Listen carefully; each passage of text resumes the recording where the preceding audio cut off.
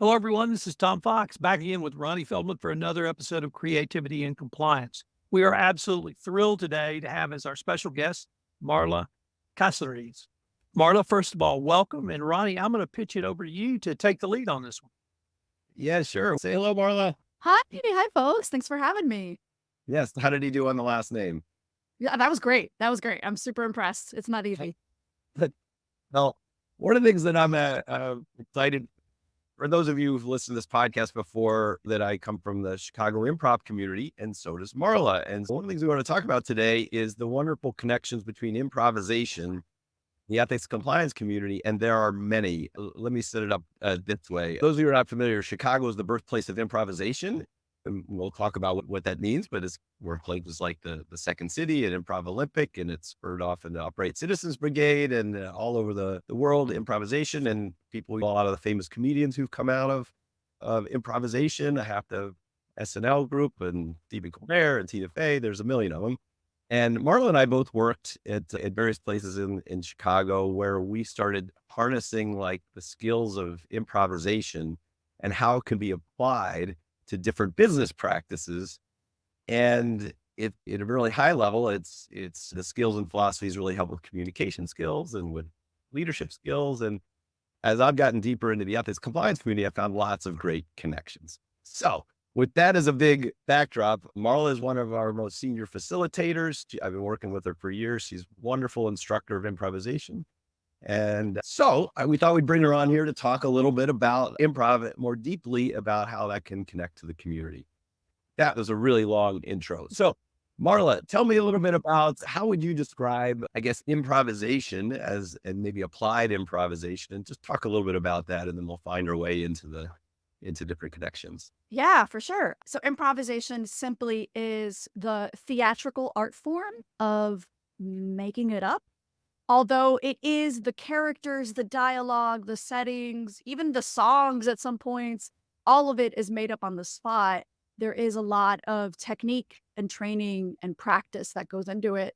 A friend of mine whose dad is a basketball coach made a great parallel, which is you show up to play a basketball game. You don't know what the game is going to be like. You don't plan the game, but you do practice the fundamentals and you practice working as a team before, so that you can play a game at any point. So that's also part of it, which is the improv that I like to do is ensemble based. We're all working together as a team. So that is basically what it is. And it's an art form that mostly developed in Chicago, at least some like streams of it. But now it's like all over the world. I've had students that would come in. I would teach a summer intensive class, and I had international students, and a lot of their only access to improv was YouTube videos and books. I remember having a Polish group, and they're like, I wish we could go see more improv in Poland, but we are improv in Poland. So the reason I say that is to say it's like still kind of new when you compare it to other types of art forms, even though we have so much of it in the States and so much in Chicago. But as far as applied improvisation, it's basically over the last few decades, all these different theaters have been realizing that a lot of the students that come in to study, that want to learn this art form, are attracted to it because they can see the potential for improving their communication skills, their leadership skills. And they're not necessarily thinking, I want a career in comedy, or this is what I want to do. I want to keep my passion, my day job or whatever, but this is a real good support to it. And then it's fun that it's a really good support to just how they communicate, because it is essentially all about others focused communication and being an excellent listener and communicator, because you have to learn how to build from nothing with other people. So all those skills are transferable. And a lot of them are really low stakes, fun, approachable exercises and tactics to achieve bigger things, right? So I have a colleague who specializes in the overlap of improv and mental health.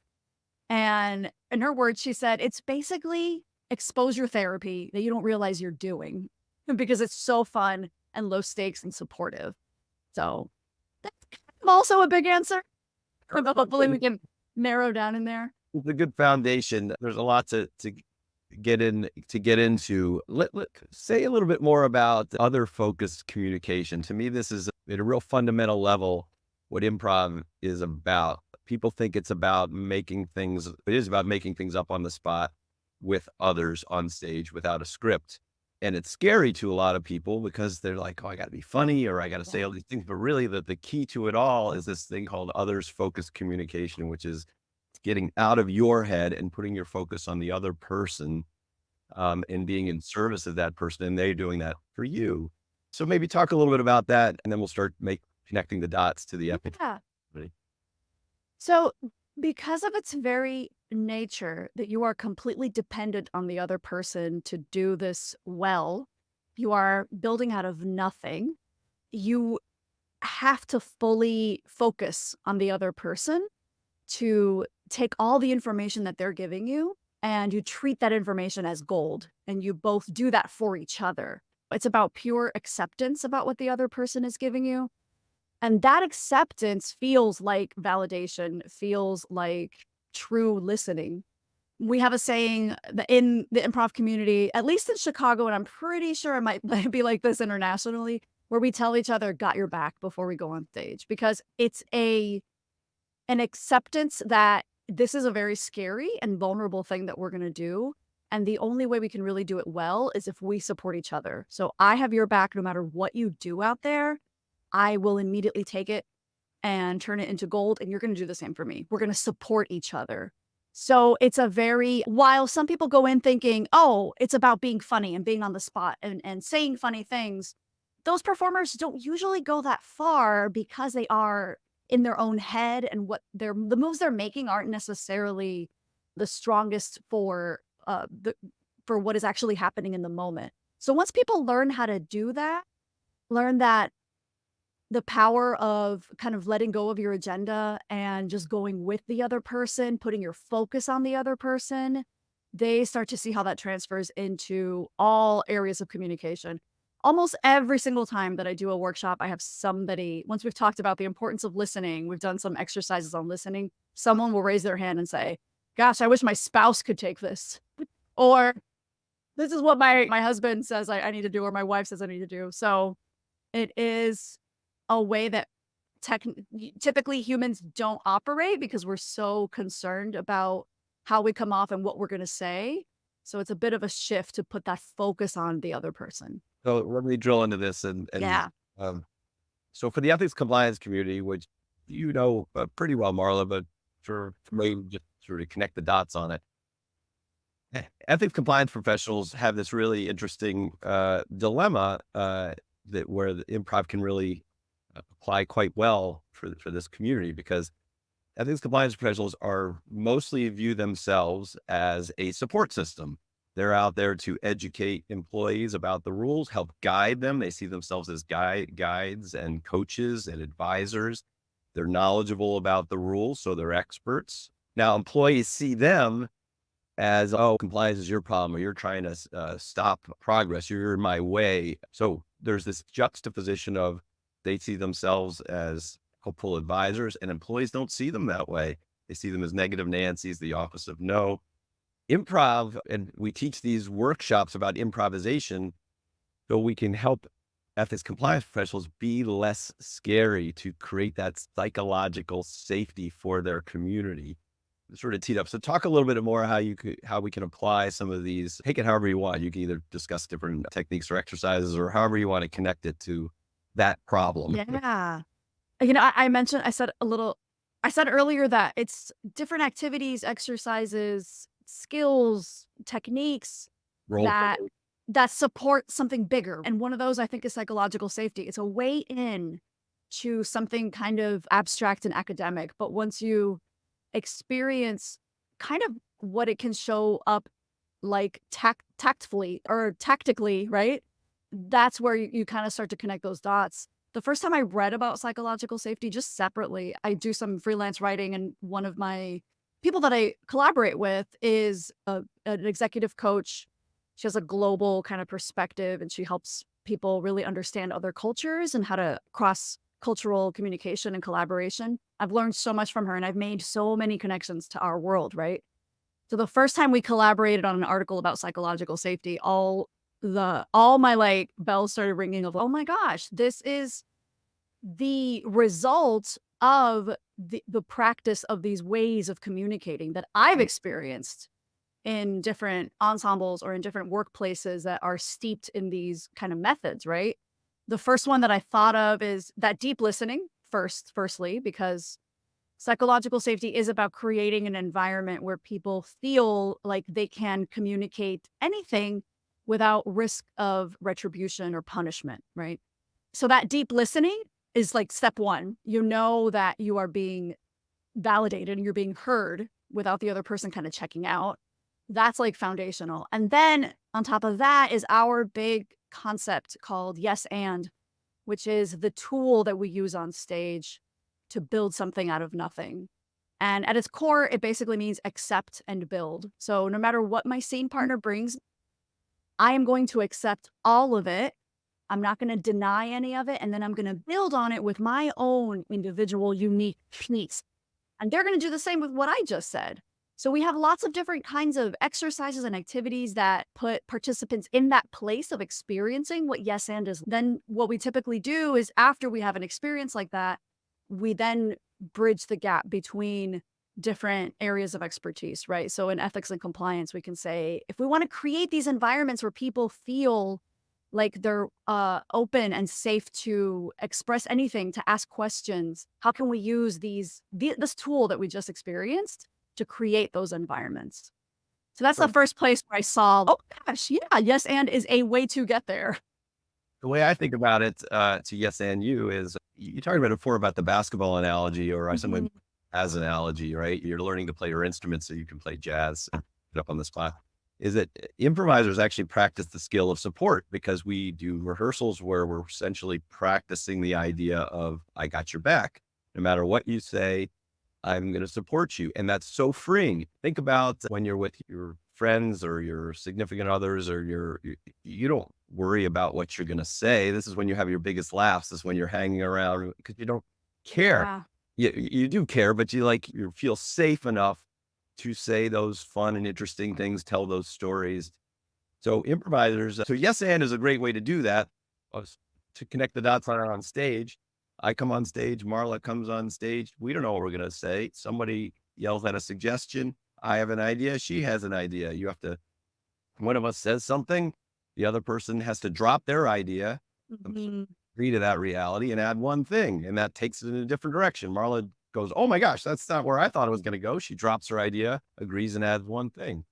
So for professionals, like you have an employee comes to you with a question and you want to go, what? You can't hire your cousin or no, you can't thinking, but this needs them to be afraid to come to you. Thoughts is, all right, I'm going to oh, that's interesting is a validating thing. Oh, I hear you. The yes is an agreement. It's validation. That's an interesting dilemma. Your and is a bridge. Let's talk about it. There might be some rules in play that might cause this to be a problem. So what you're doing is you're validating them. You're teaching them it's okay to come to you. And then you're solving problems together by information. I love that's how yes and help with that. Yeah. And I think it also puts you in a mindset of not judging by default. Or if you are judging, pushing that aside and you can deal with that later. I always like to give examples of how I've used it with my kids because Ronnie, you said what you just said a moment ago was about teaching people that it's safe to bring things up, to ask questions, right? Because when we hear a no, we feel automatically rejected, shut out, humiliated, right? So to give you an example of my daughter wants to push bedtime as far as possible. She wants to be up until midnight. Doable. So some people hear yes and they think, oh, I have to agree to everything. And it's so Pollyanna and so unrealistic. Yes, and why don't you drink wine with me? Just like that's what I do. No, absolutely not. What the yes is, like you just described, is validating. You're listening for the human need and you're finding a way to affirm that so that you're keeping that relationship strong. You're not shutting that person out. Because if you shut them out, like you said, you condition them to thinking, why am I going to bring anything up ever? I'm just going to be humiliated and shut out. So when my daughter is like trying to push to stay up till, midnight, I take a moment and I pause and I think, okay, what is the human need here that I can yes? What can I accept? What can I affirm? Maybe she needs to talk to me. We haven't spent that much time together tonight. She probably needs to feel connected. So I'll carve out a little bit of time. Junie, we can talk for about 10 minutes. I want to hear about your day. Maybe there's something you want to talk to me about. That's the yes. The and in that situation is my boundary, my concern, my dose of real life, which is we still have to get you to bed in just a few minutes because tomorrow's a school day. So much more building in psychological safety than just, no, you have to go to bed, right? There's a whole series of skills that we can build around this. We could go deep onto the active listening too, because everybody thinks they're a good listener. And the fact remains that we're mostly stopping listening about halfway through the other person's sentence to formulate your own ideas, which is something that experts often do because you want to appear as an expert, which again, I think compliance people, these are little things I'm trying to connect the dots for you all out there because Yeah. things we get in our own way. You want to provide that information. You want to be helpful. Well, what happens is you often stop paying attention to the person in front of you, get in your head and start thinking of answers. So there's little techniques about listening all the way to the end. Sometimes what I do is I'll repeat the last word that they force myself to listen to the end and repeat the last word that they finished with as a delay tactic to make myself delay. Yeah. And a pause and then a yes and. So for ethics compliance people, there's partially like you want employees to come to you, teaching them it's okay. The other is you want to provide value in the room. You want the business leaders to come to you in advance. If you're constantly presenting negative responses to them, they're not inviting you. So these are all techniques for how you can collaborate with your business partners so you can provide value in the room and they will invite you more. Let me check in with you, Tom. There's a couple other areas I want to explore, but any connections? You're deeper into the compliance community than I am. Tell me what thoughts are coming to mind. Actually, the thoughts that are coming to mind is this is one of the best tutorials I've ever had. I think what I need to do is get out of the way and listen some more.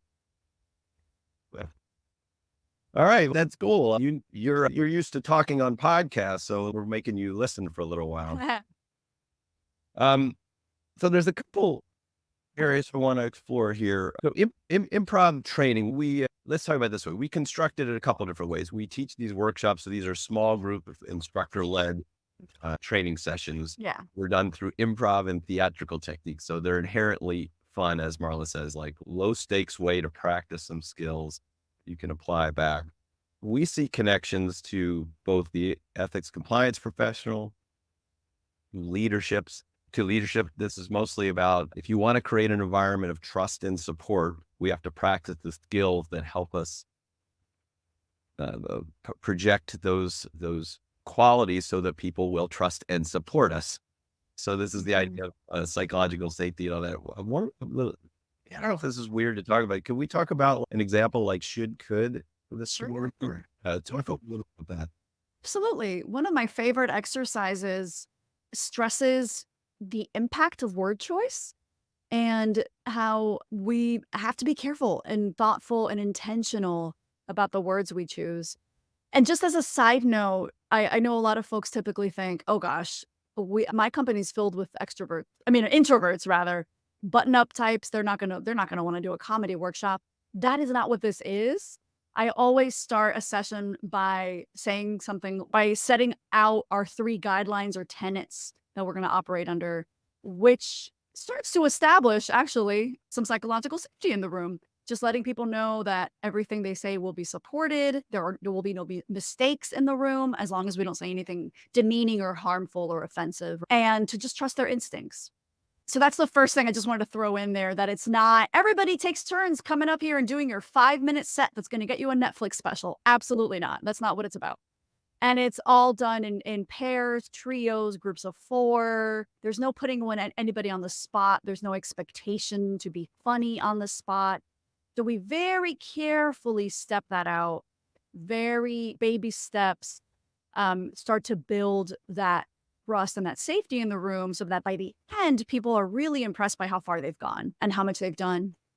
But an exercise that we do somewhere in there, if we are focusing on word choice, especially for leaders who have to be very mindful of the impact of that, involves people in pairs. One person describes a low stakes, non-work problem they might have. Like, I'm trying to potty train my puppy, which is a problem I actually currently have. She's not taking it. Or I need to renovate my bathroom and I can't find a good contractor. Or we need to plan a family vacation and we're running out of ideas, or anything like that. We give them examples to get their minds going.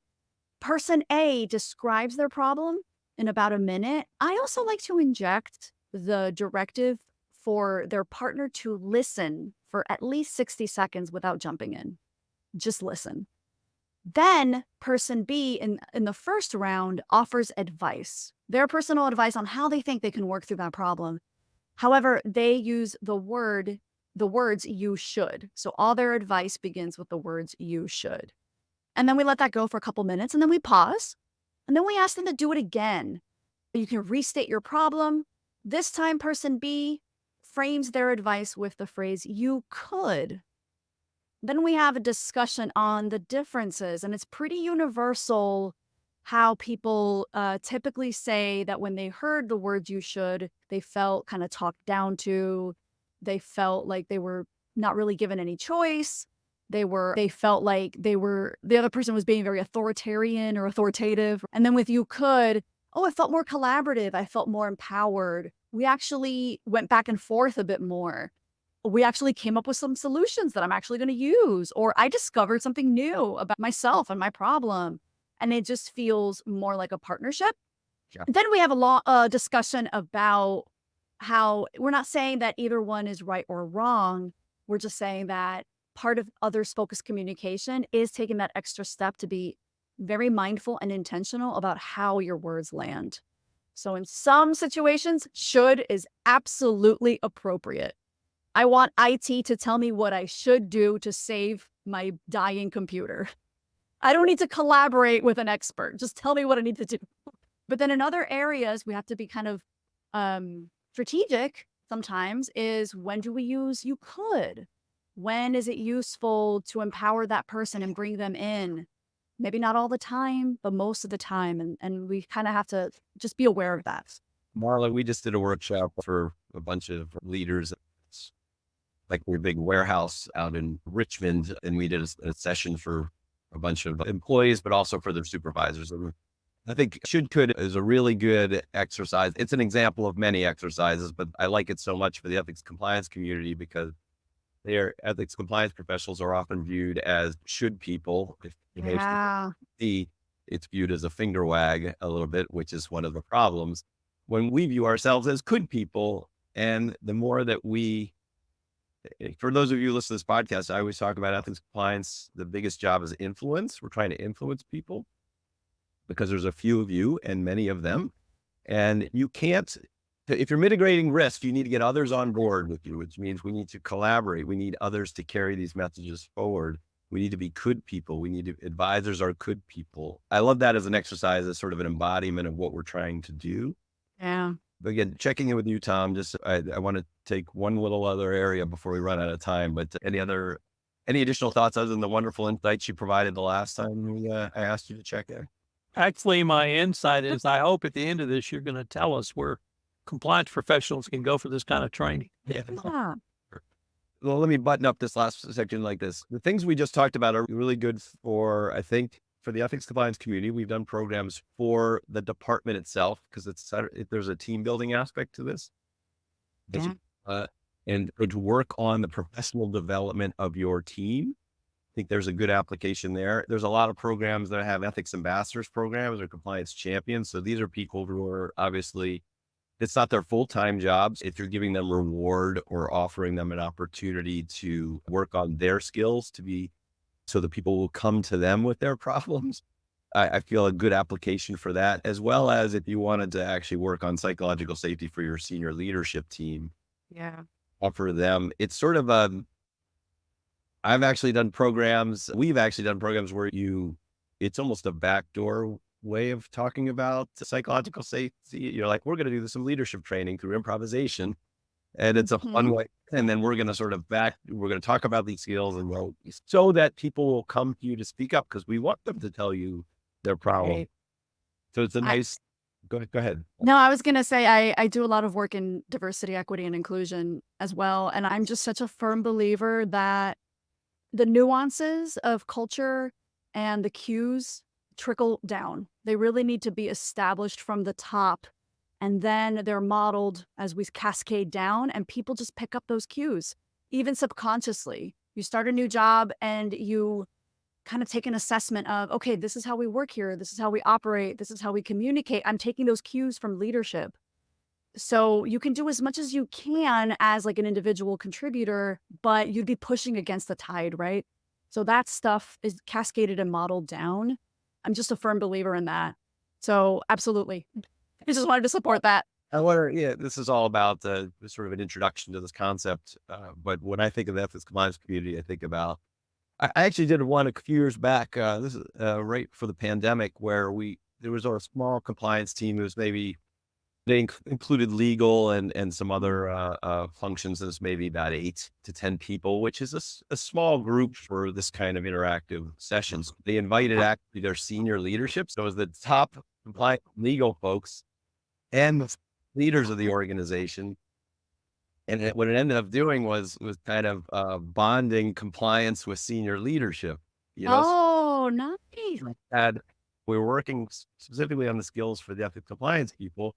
We were talking about psychological safety and they backdooring the message about Yeah. how we want leadership to also support these things. But then those guys had a good time together, which was good.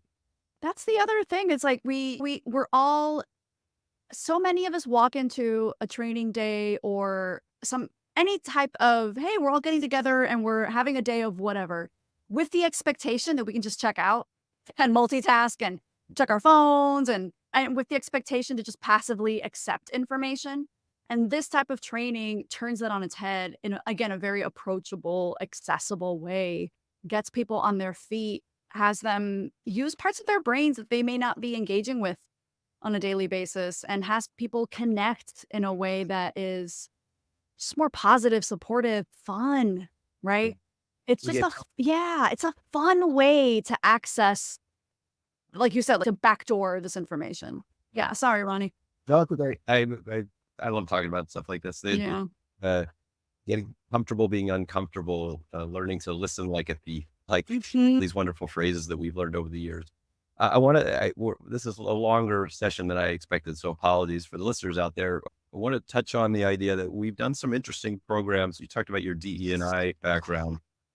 We've done some programs for, I would say, the broader community. So this would be your employees if you see an application for these things.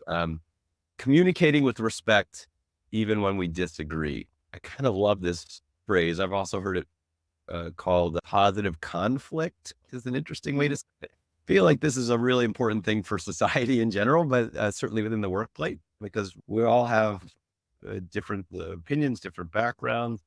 And so we've started to do these programs where we're teaching the idea of how to have debate without argument. So I wonder if you could just sort of touch on ways that we might address that real quick, and then we'll Yeah, end up. absolutely. With so many of our trainings, we all begin with the foundational skill of that listening to understand versus waiting to respond. That's the very first step. You have to come in with, when you know, I'm going to disagree with this other person, we practice that art of coming in without judgment and with an intention to listen fully before rushing to judgment, to understand and appreciate the other person's point of view. So there's different activities and exercises that ladder up to that. But again, it all begins with that foundational listening. And we put folks in a place where they don't realize that's what they're doing because the actual activity is so fun and silly and so low stakes and we're all laughing. That was actually about deep listening, right? How did you listen there as opposed to how you listen every day? Again, foundational skills. And then we ladder up to exercises that are more about coming in with differing opinions. And I love to layer on this philosophy of yes and on top of that, which is accept and build. So find something about what your partner is saying to authentically accept before you build on that point with your unique point of view. And accepting that we might come out of this, and we probably will, with our opinions intact. However, we will understand each other more, we'll appreciate each other more, and we won't have that defensive, combative vibe that we come in when our intention is to prove the other person wrong. Yeah, there's different ways to come into that depending on the group, but that's the overall objective of that type of session and those types of exercises. Yeah, I've heard it described when people often debate something or tend to argue, they're often like hitting winning shots on different tennis courts, Ha! I love that. That's too right? fun. Yeah. And then when we hear something, people tend to, when they get defensive or angry or uncomfortable, we tend to say no, because no stops action. So someone says something and you're like, no, what are you talking about? Let's get high. Yeah. So a lot of these techniques are little word choice and triggers to slow yourself down. I'll cheat and get to this one exercise that I love, which is you call convince, appreciate. Mhm. To cut to the chase, it's sort of like we force people to say that's wrong. The stars will have a debate and say that's wrong, and the room gets real heated and will argue. I should add, very simple, like very nonsensical, thin crust versus deep dish pizza. Like things I almost got into a fist fight debating felt tip versus ballpoint pens with someone I've known for 20 years, just in demonstrating it. Yeah. The combative, I'm going to prove you wrong. Yeah, people really Hey. dig in. People really dig in on it shows you how, when you get something that's really important, how you Yeah. and so then we sort of make them do it again with a validation technique, which we make them say that's interesting because. So again, you never have to agree. Someone says something you don't agree with, you first pause and listen to the end. You give yourself a delay tactic so you can get rid of an emotional response. You find something that's to validate. That's your yes. And you say, oh, that's interesting. And maybe find some way to connect to that. Yeah. And then add your opinion. And so you're never agreeing, but you're also not arguing. And Exactly. I love that so much for the broader community. Then usually when we're doing a program that's required by ethics compliance to do something for their teams, we'll talk about the importance of speaking up, the importance of diffusing emotional situations in the moment, and do the best you can to address uncomfortable situations positively. And then if there's really a problem, then speak up. And then we were talking about speak up reporting mechanisms. Okay, let's find a way to wrap up. That's usually your question, Tom, and I'll take it from what we're going to sort of summarize, Marla, like a few takeaway points about helping this community understand the benefits of improvisation. What would you say? Gosh, I would say having folks engage in some kind of improv training is a low stakes, approachable, team bonding kind of way to practice and learn some very essential communication skills that ladder up to creating psychological safety and environments where people feel free to communicate. I'm not sure if that's exactly right. And I love it. No, I love the idea that these are muscles that we can work through practice, right? So absolutely. the real thing, I have to admit, you and I have been studying improvisation for 20 plus years. So I try it every day in how I write my emails, and how whenever Yeah. work situation comes up that I get emotionally triggered, I mean, it's like breathe, relax, find a way to yes. And we're not perfect. This is all about being aware of communication styles. And once you're aware of the different ways that people communicate, you can slowly work at addressing those kinds of things. Yeah. I have a friend who likes to make the analogy of it's like when you join a gym and you have a day with a personal trainer, you're not going to be in perfect shape by the end of that session, but they show you some tools to get to your goals. And then it's up to you to practice, right? To use those tools. And again, yeah, I've been doing this I started in college. So you could argue my brain started forming itself around this way to communicate. And I still have to remind myself, right? Like you said, emotional triggers, even with just family. I have to take that pause and remember, okay, I need to affirm this person, to de-escalate, to not have this turn into conflict, to have that person feel respected. I still have to remind myself how to do this, remind myself to listen and stop planning what I have to get done that evening or whatever. So it does take practice. They're muscles for sure.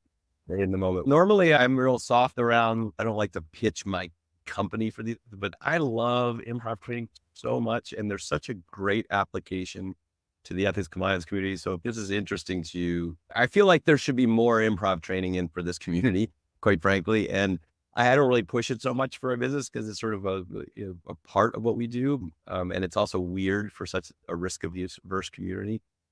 But if this is interesting to you out there, I promise you, it's one of the most fun and interesting things that you can do for your teams. I love it so much. We've never had a bad experience introducing it to this community. I love that. And we're also lucky enough to live in the city where the most skilled facilitators kind of are located, right? Like I myself, I've worked across every industry you could imagine, even internationally. So we're all really we have that deep well of performance and teaching background to draw from. But the other kind of extra thing on top of that is we are trained in different types of personalities, rooms, industries, and know how to pivot to different participant groups to kind of help people get the most out of this type of training.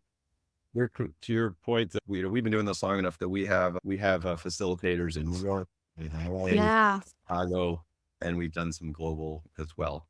Tom, take us out. How are we going to put a button on this?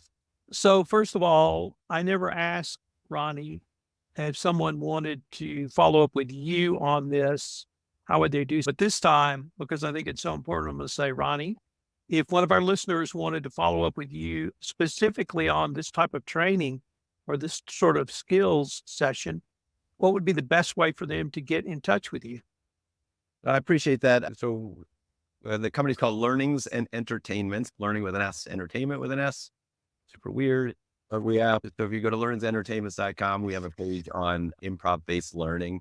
So you can find a way to reach out to us that way. That's the best way to do it. You always put stuff in the show notes, and I appreciate you for that. Thank you so much.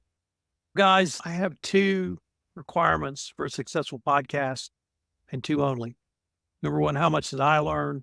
Number 2, how much fun did I have? Oh, On the learning part, you hit about 100 on a scale of 10. So it was great.